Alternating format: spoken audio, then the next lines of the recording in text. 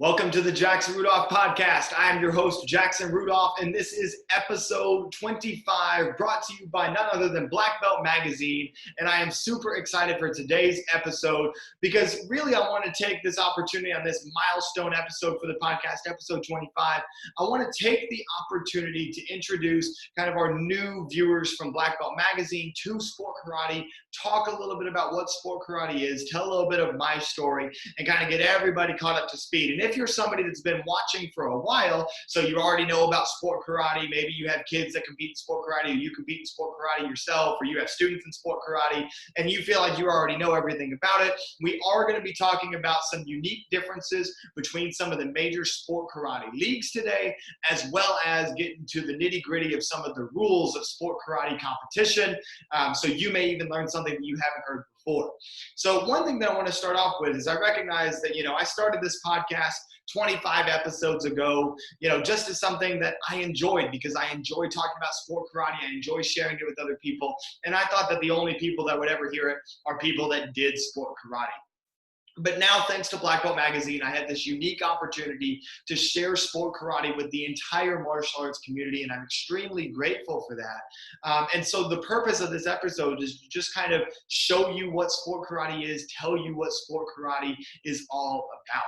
And so I want to start by talking a little bit about my journey and what led me to love Sport Karate and why I'm here and why I'm doing this podcast and why Black Belt Magazine is sponsoring this podcast and having me do this podcast. So once again, as you may have predicted from the name of the podcast, my name is Jackson Rudolph. I am 22 years old. I just graduated from Stanford University with a degree in human biology, which is awesome. Glad to have that done with and be able to focus on martial arts for the next year or so before I focus on heading off to medical school. And so my martial arts journey started when I was 6 years old. I started at a local Taekwondo school in Paducah, Kentucky. So Taekwondo is my background. I've trained in Taekwondo my entire life. I'm a 4th degree black belt in Taekwondo. And so some of you may be wondering, well, how does somebody from Taekwondo get involved in Sport Karate? And the first important thing to understand is that Sport Karate is just an umbrella term, right? Kind of like how the term karate was commercialized, and so people that don't do martial arts just call martial arts karate, and they think that karate refers to everything, even though that's not the case. Well, Sport Karate is kind of the same way, in the sense that Sport Karate is just kind of a commercialized umbrella term that refers to any style of martial arts that is competitive. Now, that does not mean that if there is a traditional Kung Fu league that they are doing Sport Karate. No, they're just doing competitive traditional Kung Fu, right? What Sport Karate refers to is any event in which all styles can come together to compete. And so that means that you may have Taekwondo black belts, and you may have karate black belts, and you may have Kung Fu black belts, all coming together to compete against one another and test their skills against each other. You can kind of think about it like MMA, where you may have a striking specialist or a Muay Thai specialist or a Brazilian Jiu-Jitsu specialist or a wrestler. You may have those types of martial artists coming together to fight.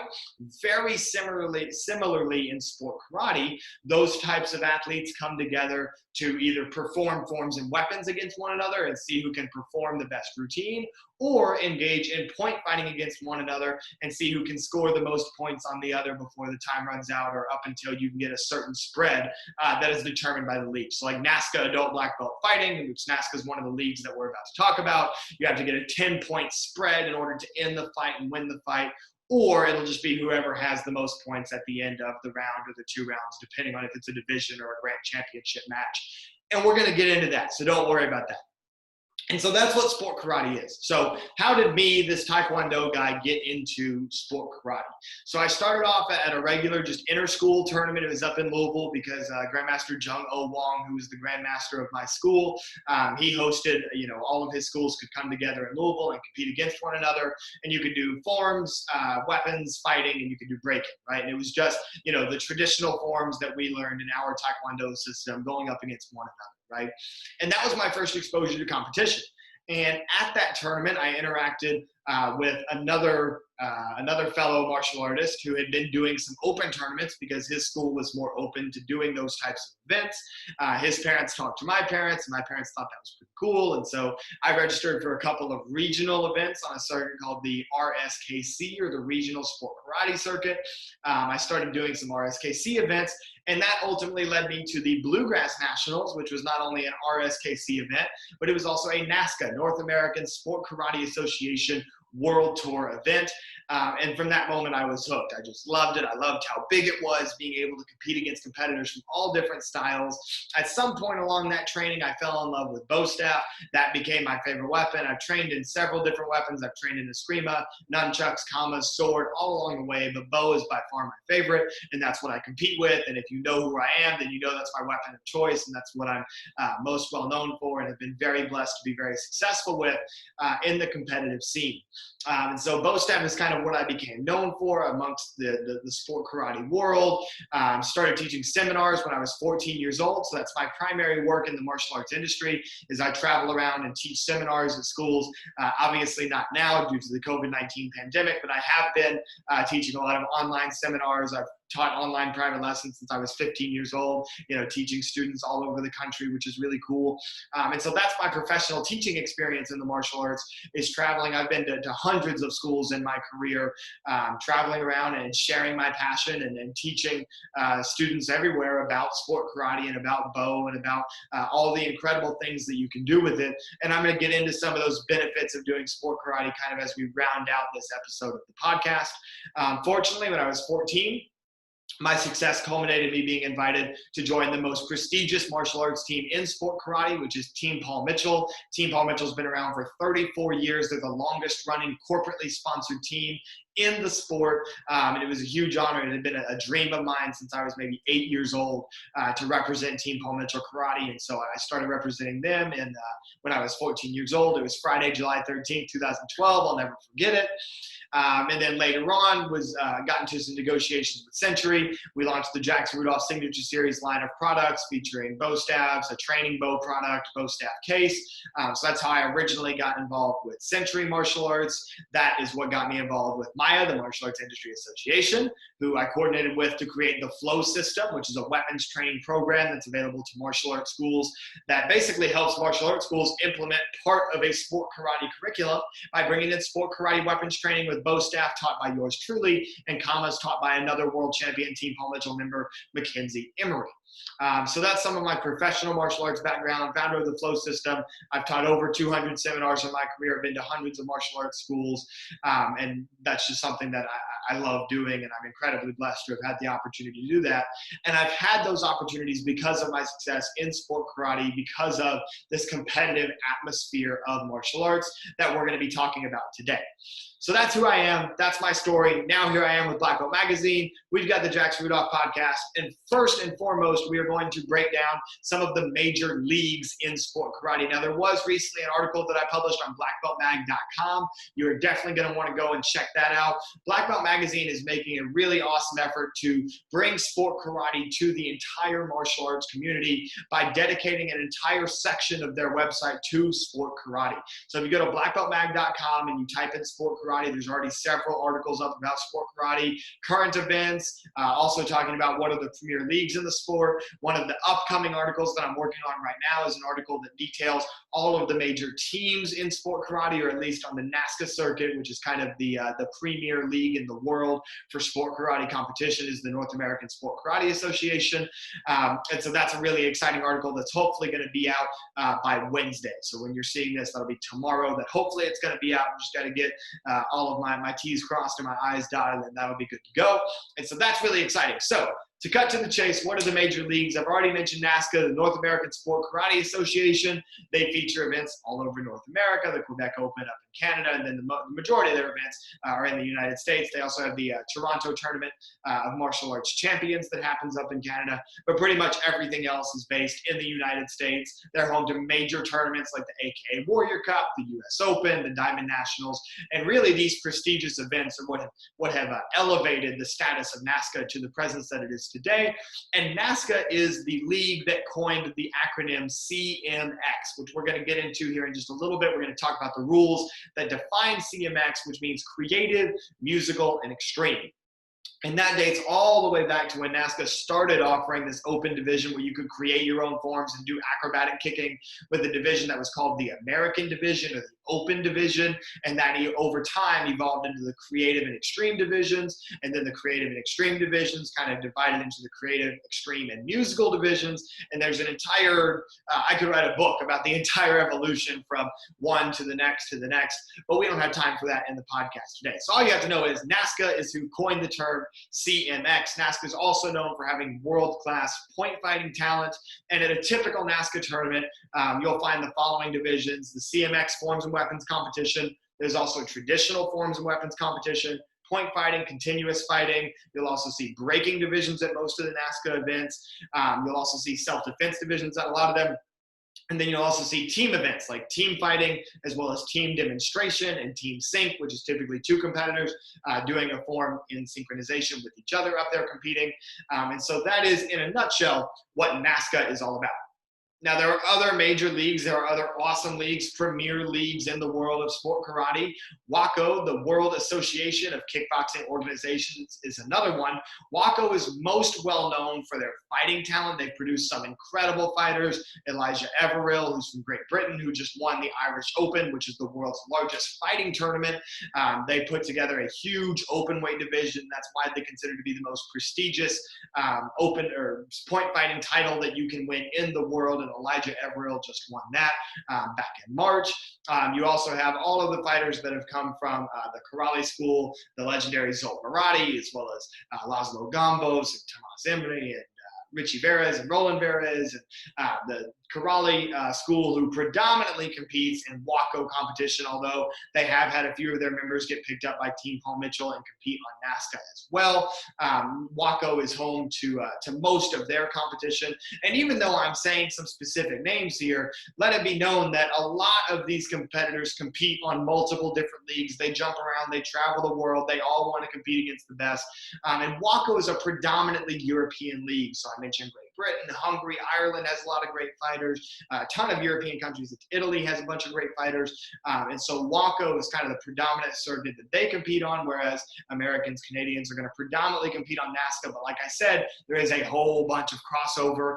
WACO also has done a lot of progress over the past 10 to 20 years, incorporating forms and weapons competition into their events. They now have traditional, creative, extreme, musical divisions at their events, which is really cool to see.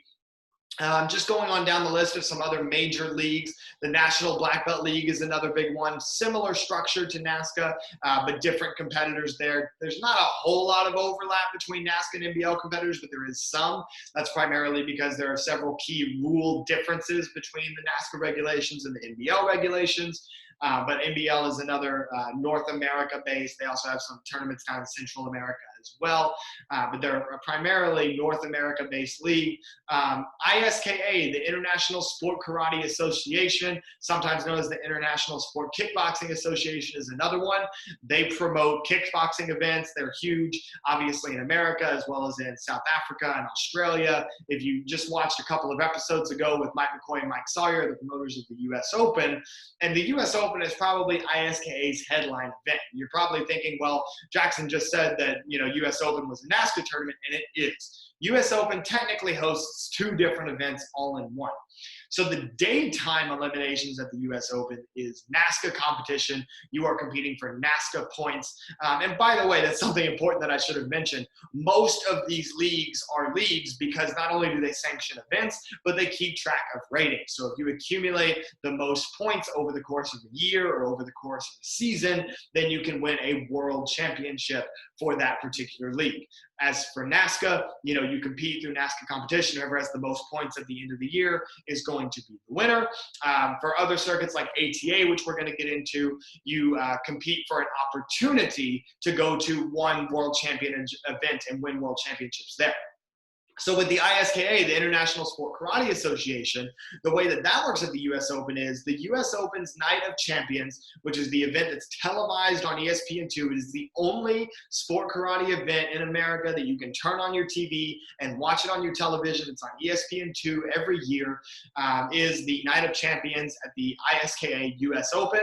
And in this event, competitors are invited, typically NASKA competitors that have proven themselves over the course of the season will be invited by the promoters and kind of an executive committee at the US Open to compete in their nighttime finals. And the winner of those divisions is crowned as the ISKA world champion for that particular division. And so that's a really cool thing that the International Sport Karate Association does. I briefly referenced just a moment ago the ATA, which is the American Taekwondo Association. Now, you notice that this one is the American Taekwondo Association. They don't have sport karate in the title, and that's because ATA is unique in that they are a closed circuit. All the other circuits that I mentioned so far are open. Anybody from any style can come compete. ATA, on the other hand, is a closed circuit league in which their tournaments, you have to be ranked within the ATA in order to compete. So if you want to compete in the black belt division, it doesn't matter if you are a 15th degree black belt in Karate Do. It does not matter. You cannot compete in an ATA event. You have to be an ATA black belt to compete in the black belt divisions at the American Taekwondo Association events. Their primary style is a style of Taekwondo called Sangnam. In their traditional divisions, they're limited to only the ATA traditional forms.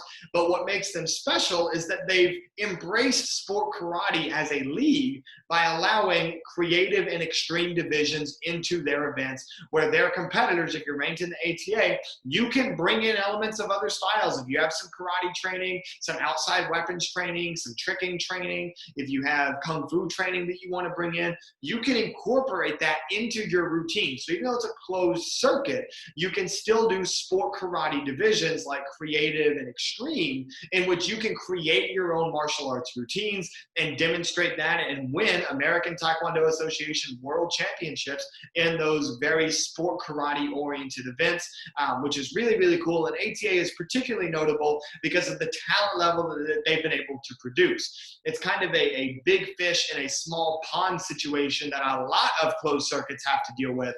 But ATA has not suffered that issue whatsoever. ATA has actually produced several internationally recognized, very talented martial artists, very talented competitors, despite the fact that only ATA competitors compete against ATA competitors and don't typically compete against, people from open circuits where anybody from anywhere can come compete.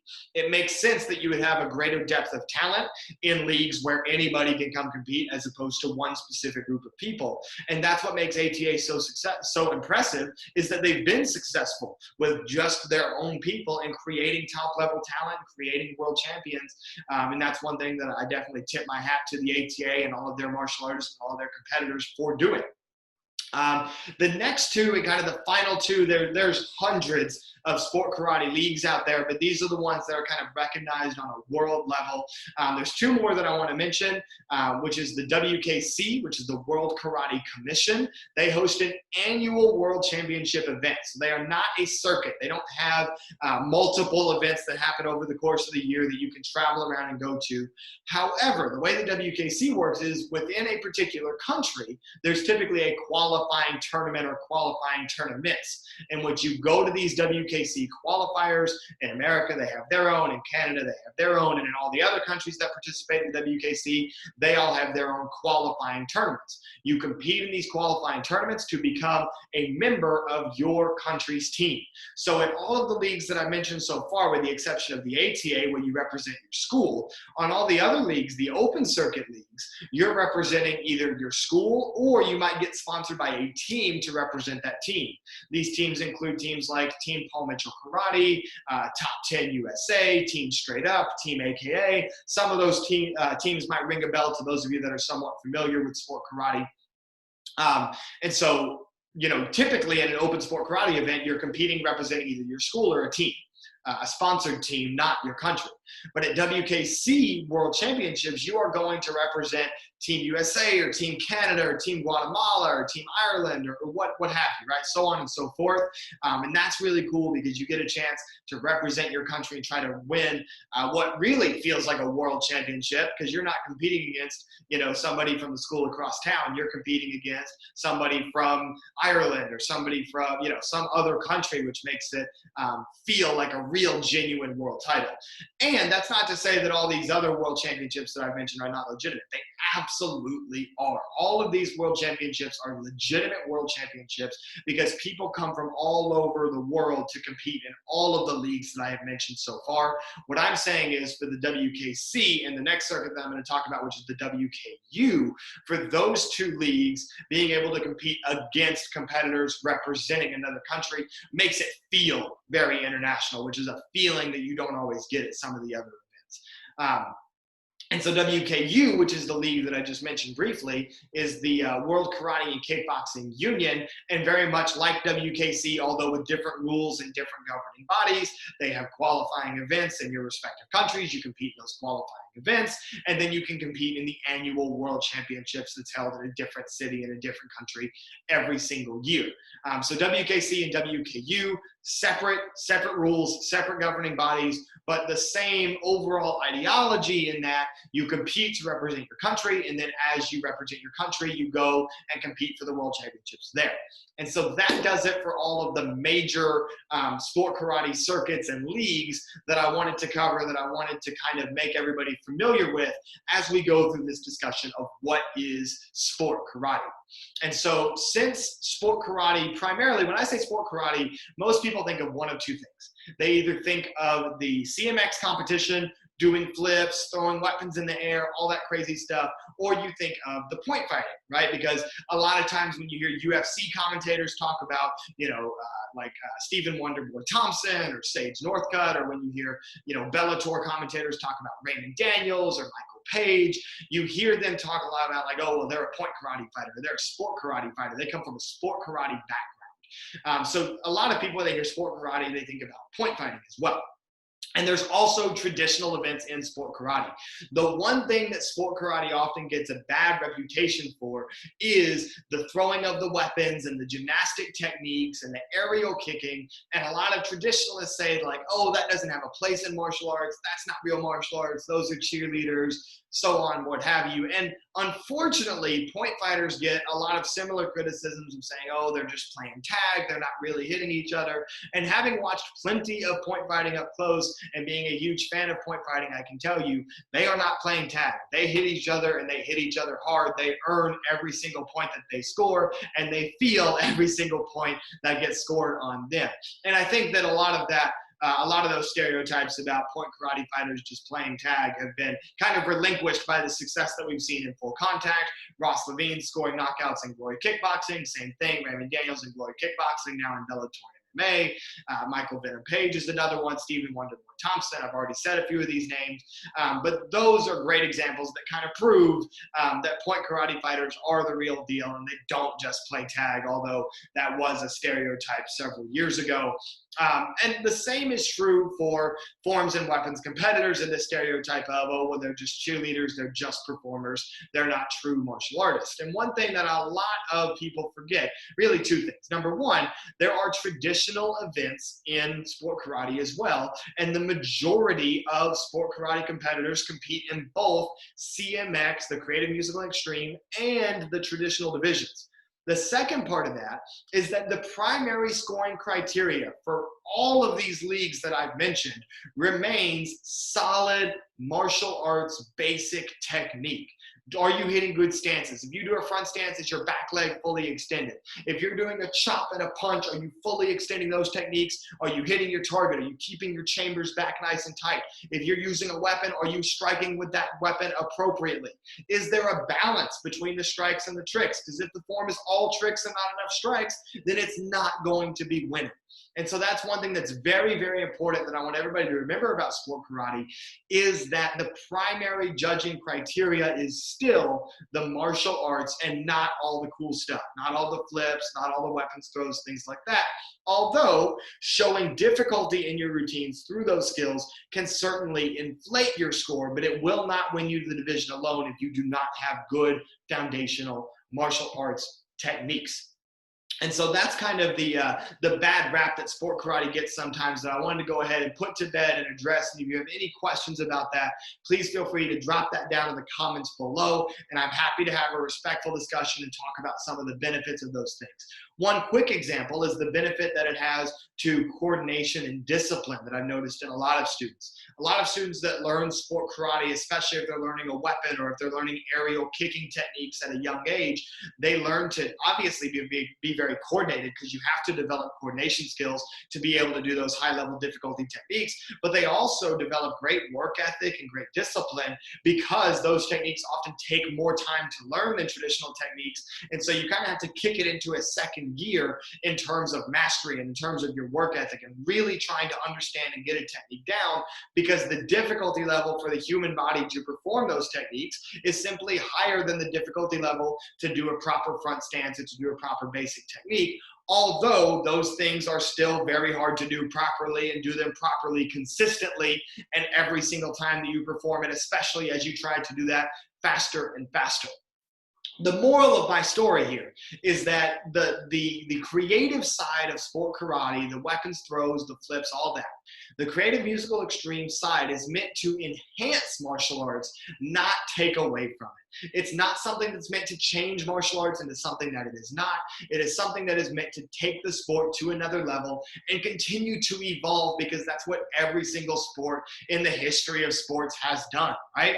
When the NBA started to implement the three-point line, I still remember, I'm a huge Boston Celtics fan, and I still remember when the Celtics won the title in 2008, the whole decade surrounding that Celtics title, whether it was the Miami Heat or before that you had the Lakers dynasty, whatever, you would always hear the commentators say like, oh, well, like a three-point shooting team will never be able to win a title. They're too streaky, one bad game, and that can change the series, right?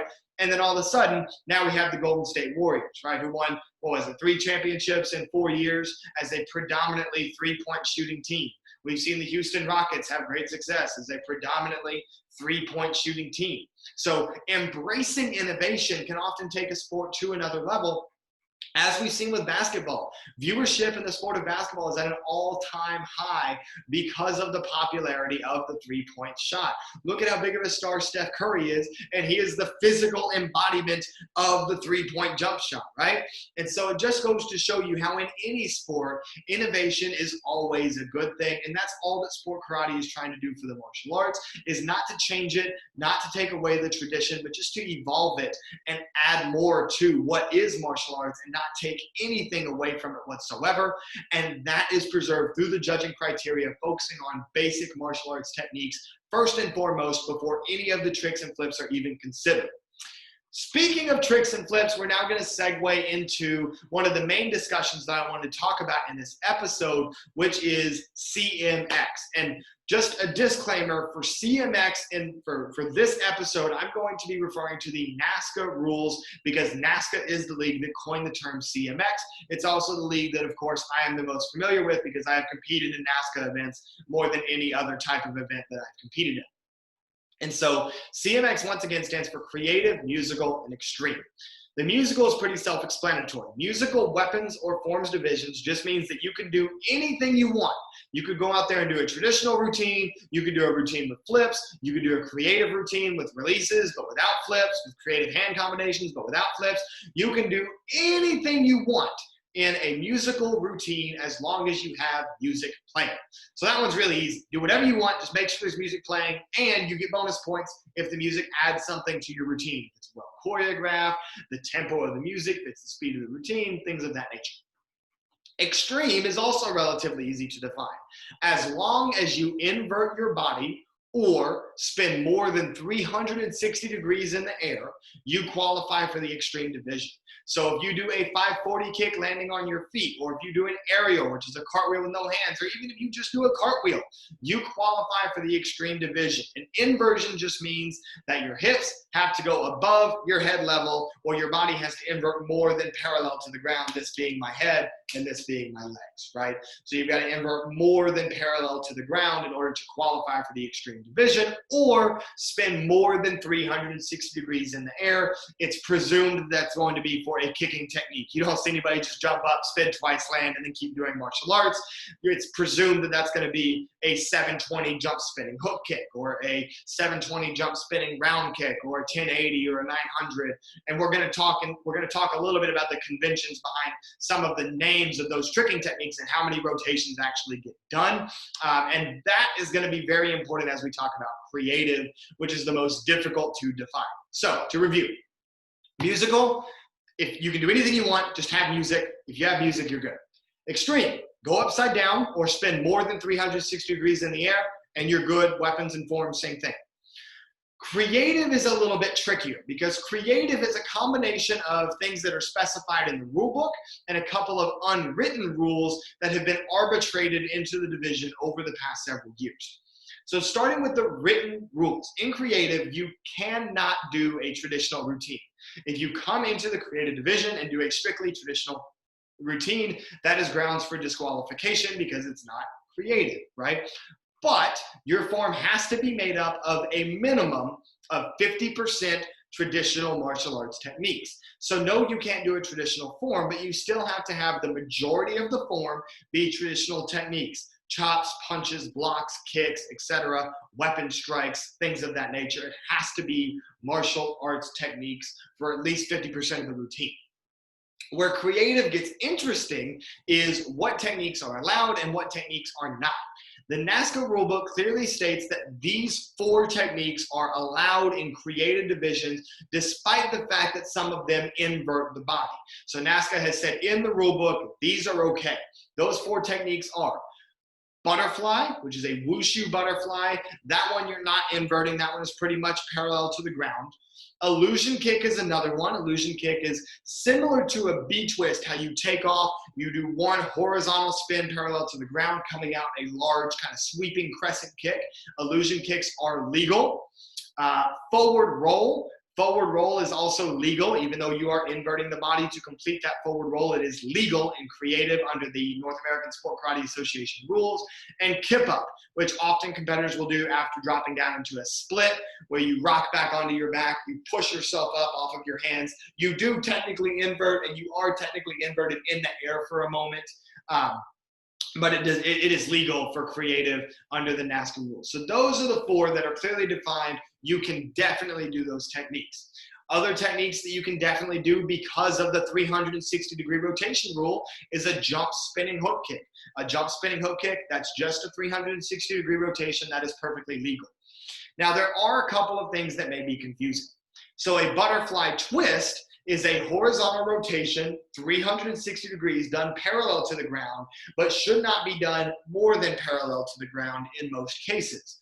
Butterfly twists, however, are not legal under the NASCA creative rules. That's one of those unwritten rules that is not specified in the rule book, but that is how it is arbitrated. You are not allowed to do a butterfly twist in the creative forms division on NASCA. Another unwritten rule has to do with the 540 kick.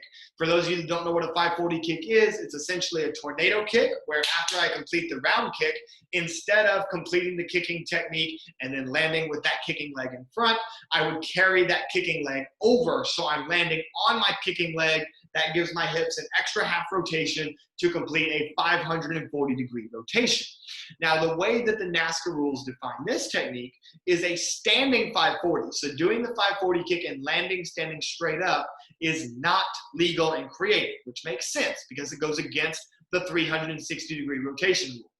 Now, competitors have argued that a 540 is not a true 540-degree spin. And this is actually an opinion that I agree with, because when you take off of a tornado kick, you don't jump from the front. You start turning towards the back. You lift yourself off the ground after about 180 degrees of rotation. So if you jump off of your right leg, kick with your right leg, and land on your right leg, facing away from the judges, facing the backside, that's technically where you jumped from. And so you really were in the air for only 360 degrees. But still, it is not legal. You cannot do that. The naming convention is a big reason for that. And there is a loophole. Because of a recent arbitration over the last, I'd say 10 years, it's probably been almost exactly 10 years since this arbitration happened. But 540 kick to the knee. So if you do the 540 kick, land and immediately go down to the knee, right? So dropping onto one knee to execute a punch or a block or what have you. If you immediately drop down to the knee, then the 540 kick is considered legal for creative forms competition. So I'm not saying that all these rules necessarily make perfect sense based on the amount of rotation that's truly done in the air and things like that, but these are the way that the rules are set. Butterfly twists or B twists are illegal. Standing 540 kicks are illegal by NASCA Creative Forms and Weapons Standards. However, if you do a 540 kick and land on your knee, that is perfectly legal. Another interesting stipulation is in the weapons division, the 360-degree rule does not apply if you are spinning on the ground. That rule only applies if you are in the air doing an aerial kicking technique, because that's what would qualify someone in the forms division as an extreme technique. If you were in the creative forms division and you spun twice to set up a chop punch, which is a 720-degree spin, that's still okay. It's no different if you throw your weapon in the air, spin 720 degrees, which of course is more than 360, and catch your weapon. That is legal because you are not spinning in the air. If you're spinning on the ground, if you are grounded, then it is legal by the creative weapons and forms definition under the NASCA rules. So that details what CMX competition is and what it's all about. CMX competition has been great for the sport. I can't tell you how many young martial artists have gotten into the martial arts because they watched a CMX division and got to see all the crazy cool moves that those competitors were doing, and that inspired them to get into the martial arts and learn a traditional martial art first before kind of taking that step to the next level of difficulty, not the next level of martial arts, of course, because, you know, every martial art has its own things that makes it special, but the next level of difficulty of the techniques that you are doing with your body and going on to doing, you know, tricking or weapons tricks, things of that nature. It's really special to see how many young martial artists have gotten their start in martial arts because of the invention of CMX competition and that being used as a tool to inspire them. It also helps a lot of martial artists get into the movie industry.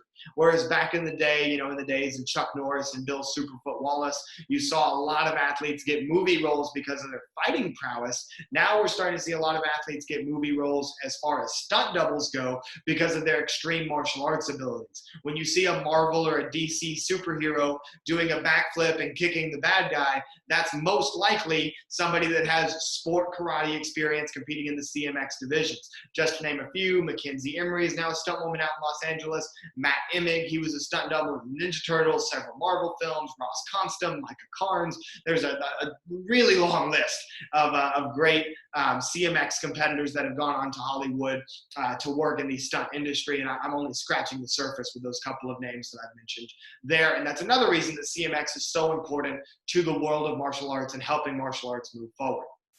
Now we're going to go ahead and transition on to point fighting, because point fighting is another huge part of sport karate. I have fought before, but it's just not my thing. I love point fighting. I'm a big fan of it. I love doing it. But in order to make sure that I am properly prepared to be competing at the highest level in the weapons divisions, I focus on my weapons divisions, and I don't deal with getting kicked in the head. However, I have gotten kicked in the head before, and I have kicked people in the head before. I just don't do it competitively anymore. But anyway, so point fighting, like I said, I'm a huge fan of point fighting, and it is definitely a very, very important part of sport karate.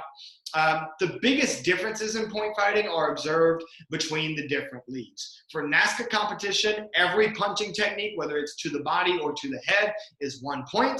Every kicking technique, whether it's to the body or to the head, is worth 2 points. Now, there are some fighters that don't like that rule, even some fighters that really like the defensive side kick. They say that that shouldn't be 2 points. They say that that should just be 1 point. And that's a method, an opinion that I tend to agree with, that a body kick should be just 1 point. But, you know, there's certainly debates on both sides, right? And there are other leagues where those rules are different.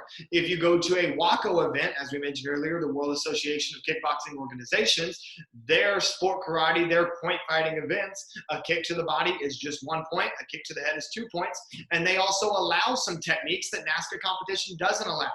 For example, in NASCA, you cannot throw a back fist to the body as a scoring technique. Back fist to the head will count as 1 point. A back fist to the body does not count as a scoring technique.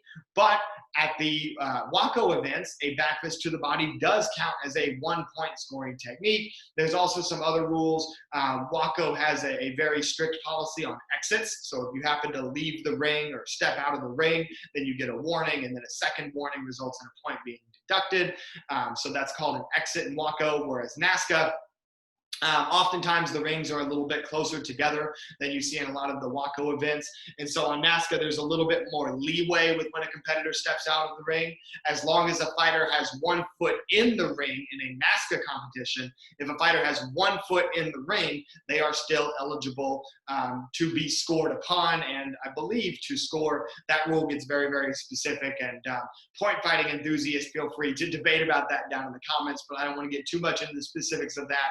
When I have a point fighter on the podcast, which, by the way, that could be coming very soon. When I have another point fighter on the podcast, that is definitely something that we will talk about. We'll go into more detail about those rules, but I certainly don't want to misspeak or mislead anybody in terms of exactly what those rules are. But the main point there is that point fighting, the concept is always the same. Right? It's all about speed. Whoever can hit the other person first is going to get the point. It's not about who hits harder. It's about who is faster. And you want to land good, solid, clean martial arts technique. It is possible that you could use excessive power and be disqualified for that. However, that is very, very uncommon. I hardly ever see that. In any sport karate tournament.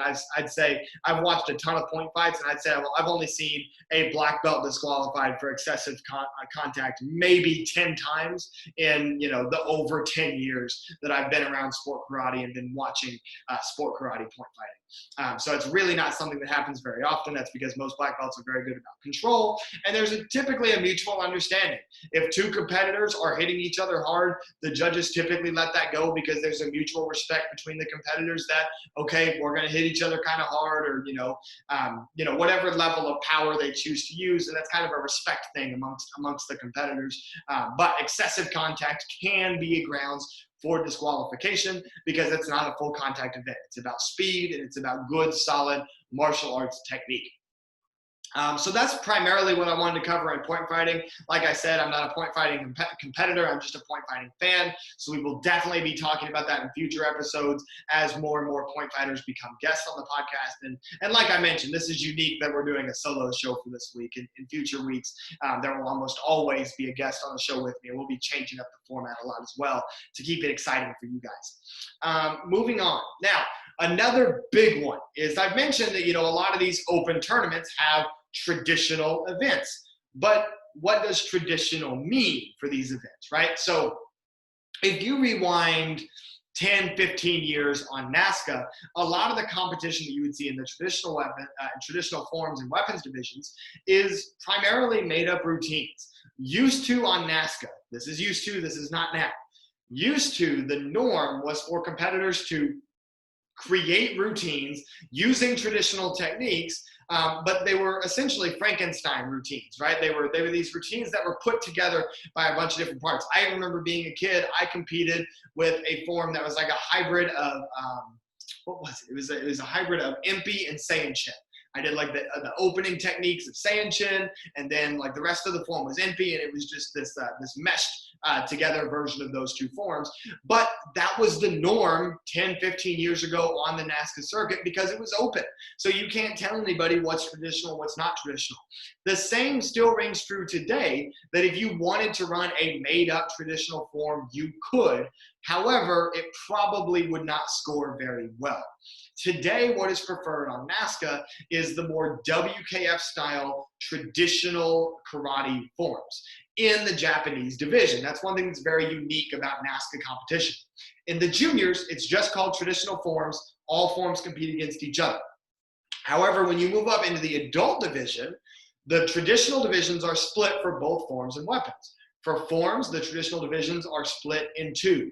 Japanese, Korean, which is where you get Taekwondo, Tang Sudo competitors, Chinese divisions, where you get all of your Wushu, Kung Fu competitors, as well as Kempo, where you get, of course, all of your Kempo competitors of various varieties, Hawaiian Kempo, American Kempo, so on and so forth, right? So you have 4 different main divisions of the different types of traditional forms, and even in traditional weapons. It's split up into bladed and non-bladed competitions. So the traditional sword and kama routines compete against each other, and the traditional bow and nunchaku routines compete against each other, right? And so the divisions are split up once you get to the adults, because there are so many different forms of martial arts. It's very hard to compare somebody's Geibek to somebody else's Goju Shiodai, right? Those are very, very difficult things to compare. And so now, because of those divisions, instead of it being just all, go compete in traditional forms, now it's much more preferred by the judges if you're doing a quote-unquote real traditional form, right? Popular forms in the Japanese division include forms such as Super Enpei, Shatanyaraku Sanku, Anan Dai. Those are just a few forms that are very popular in the Japanese division. And on top of the Japanese division, there is also a division called the Traditional Challenge. So in the Japanese division, if you wanted to do a Japanese-based form that was not a purely traditional form, but rather all traditional techniques, you could compete with that in the Japanese division. However, in the Traditional Challenge division, which is Japanese-based, you could not do that style of form. You have to do a traditional WKF-approved karate form, right? That's your Goju Shos, Goju Shiodais, the forms that I mentioned, among others. Paparin, there's a full list of WKF-approved forms that can be performed in the Traditional Challenge division on NASCA. And that was essentially an attempt to kind of change the NASCA culture to accepting more traditional forms, making sure that that tradition was still accounted for and things weren't getting too creative, right? And so because of the existence of the Traditional Challenge division, now that's typically the judging standard in the Japanese division as well, is that it's expected that you run one of those purely traditional forms. However, if you want to do one of the more quote-unquote made-up forms, you can still do those in the Japanese division, just not in the Traditional Challenge division. This is not nearly as much of an issue in the Korean division or in the Chinese division, because a lot of those forms are typically made for presentation anyway, right? If you're a traditional Wushu stylist, Wushu is the style of Kung Fu in which a lot of those tricking elements are involved. Acrobatic kicking, landing in low stances, that is where a lot of that comes from. So a lot of traditional Chinese forms are very performance friendly, so they don't have to be altered. Same thing with Korean styles that have the very high kicking. High kicking is typically very good for performance, so those forms don't have to be altered. However, in the Japanese and in the Traditional Challenge division, that's not what's expected. You're not supposed to be kicking high, because by most Japanese style standards, you're not supposed to kick very high, although of course there are exceptions for particular styles and for particular forms that may be done. And so that is the big overarching view of the traditional forms divisions on NASCA, at least for the adult division.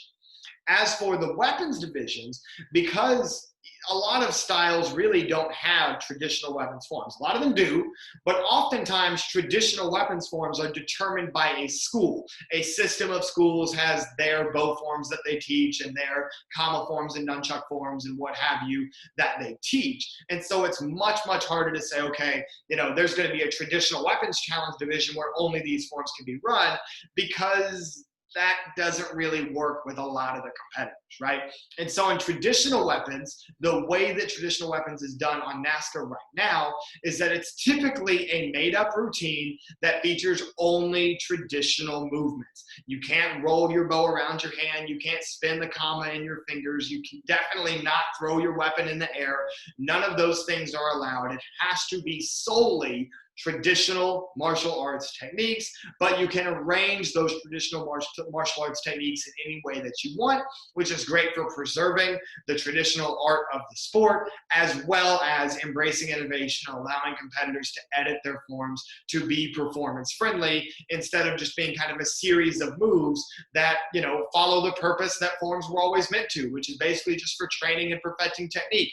Forms still do that, but now they are also meant for performance purposes, to show others martial arts and to inspire others about martial arts, and ultimately bring more people into the martial arts community and make the world of martial arts that much bigger. And that is the overall goal of sport karate, is to help the martial arts grow, to make the martial arts a worldwide phenomenon on the level of other sports like basketball, football, soccer, what have you, right? In my opinion, professional martial arts has the ability to step it up to that level and needs to step it up to that level, right? You talk to almost anybody in America, you say, hey, have you ever done martial arts? Almost everybody's like, yeah, I got my blue belt, or yeah, I got my purple belt, or yeah, I did it when I was a kid.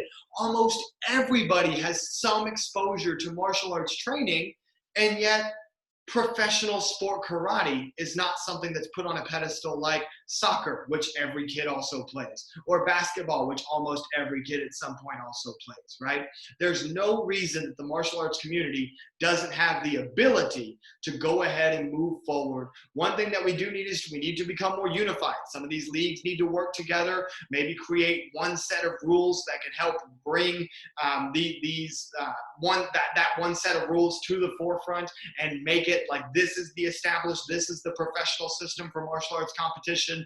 Obviously, that's not just going to take my thoughts. That's going to take the collaboration of a whole bunch of people working together to truly make that happen. And I'm very optimistic about the future of sport karate with as many people as there are that are like-minded with me and are passionate about making this sport grow. And ultimately, that's the reason I'm doing this podcast, is to spread sport karate to the entire martial arts community, so that not everybody has to like it, not everybody has to practice sport karate, but that at least everybody can respect it, can respect what sport karate is, and what we do, and what the sport that I love so dearly.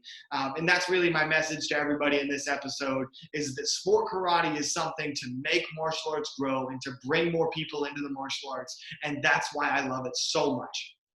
And so to wrap things up here, one thing that I'm working on right now, one of the upcoming articles on blackbeltmag.com is going to be the internet's first catalog of all the teams in sport karate. This is going to start by being specific to NASCA competition, and this will be updated with time. So just because I publish a list of, I think it's like 18 sport karate teams that are going to be going up on the site right now, that does not mean it's the only 18 teams that will ever exist. There will be more added to that list as need be.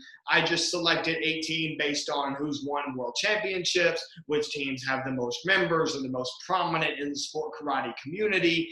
And if teams need to be added, they absolutely will be. So that will be a dynamic list. That will not be a list that is just there and it's only that list forever. It's going to include all the players on each of those teams. The team logos will all be listed. There will be a biography about every team, and I'm very, very excited about that, because it will truly be the first resource that the martial arts community has to go and see, who do I want to root for? Which teams have who? What's the story about these teams? Which teams do I like the most, right? I hope that you all become fans of Team Paul Mitchell, but that's just me. But anyway, no, I won't be biased at all in the writing of those biographies, because I have respect for every team in the martial arts, because every single team that has been assembled is another step to making sport martial arts bigger, to making it more organized, and helping sport karate make the entire world of martial arts bigger. And that is my life journey. That is my mission, is to help this sport and this art and this thing that we are all so passionate about continue to grow. And that is one thing that every single sport karate team is doing just by existing. And I have the utmost respect for anybody that puts together a team, anybody that represents a team, because that is helping us move forward as an art, as a sport, as an industry, and as a way of life. I can't think of a better way to sum everything up than that. I'm Jackson Rudolph. This is the Jackson Rudolph Podcast, brought to you by none other than the legendary Black Belt Magazine, the world's largest martial arts magazine. Super honored for them to sponsor this podcast and for me to represent them through this podcast. Thank you so much, Black Belt, for this opportunity. And thank you to all of my viewers for tuning in. Next week, we'll be back with another guest. Stay tuned for more awesome articles coming up on blackbeltmag.com about sport karate and about everything else in the world of martial arts. Black Belt Mag does not discriminate. Every single type of martial arts will be covered on blackbeltmag.com. Make sure that you check that out. I'm Jackson Rudolph. I've said that like 6 times already. I'm done now. Thank you guys so much. I appreciate it. This has been episode 25 of the Jax Rudolph podcast. I'll see you next time.